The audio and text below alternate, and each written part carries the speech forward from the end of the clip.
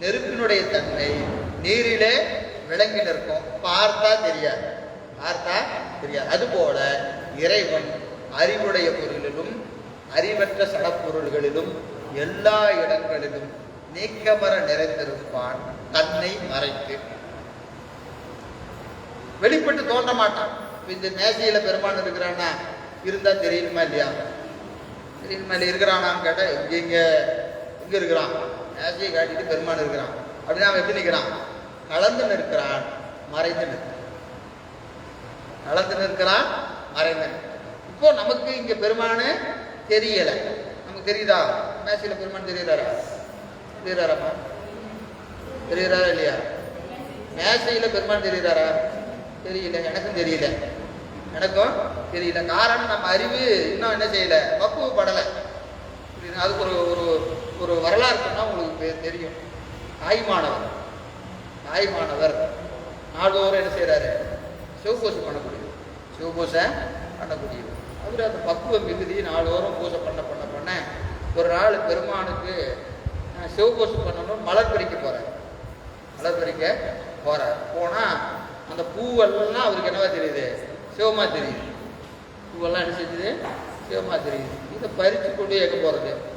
சிவத்தை பறிச்சு சிவத்துக்கு போடுறதா? பெருமான எல்லாம் சிவார்ப்பணம். என்ன சொல்லிட்டாரு?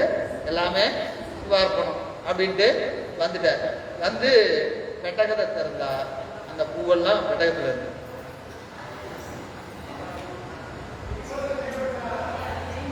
புரியுதுங்களா? அப்போ அது சடம், அந்த பூவு. அதுல அவருக்கு என்ன தெரிஞ்சது? சிவன் தெரிஞ்சது. பக்குவ மிகுதி. அதனால பெருமான் என்ன செஞ்சிட்டாரு? ஏற்றுக்கொண்டார். பக்குவ மிகுதியில அவர் ஏற்றுக்கொண்டார். இன்னொரு வரலாறு உங்களுக்கு. சாக்கிய நாயன் என்ன செஞ்சாரு? கல்லை எடுத்து அடிக்கிறாரு. ஆனா அவர் என்ன நினைச்சு அடிக்கிறாரு? பூவா நினைச்சு அடிக்கிறார். எடுத்து வீசினது கல்லு, நினைச்சது என்னது? பூ. பெருமானுக்கு அது என்னவா விழுந்தது? பூவாதான் விழுந்தது. அப்ப அவருக்கு என்ன தெரியுது?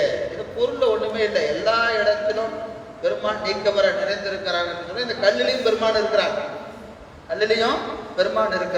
எனவே பெருமானே இந்த கல்லை நீங்க மலராக ஏற்றுக்கொள்ள வேண்டும் நினைச்சு வீசினார், மலராக ஏற்றுக்கிட்டார். இப்ப நீங்க செய்யற பொருள்லாம் ஒண்ணும் இல்லை.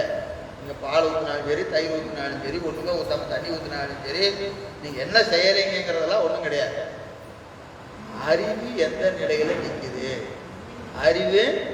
நிலையில நிக்குது?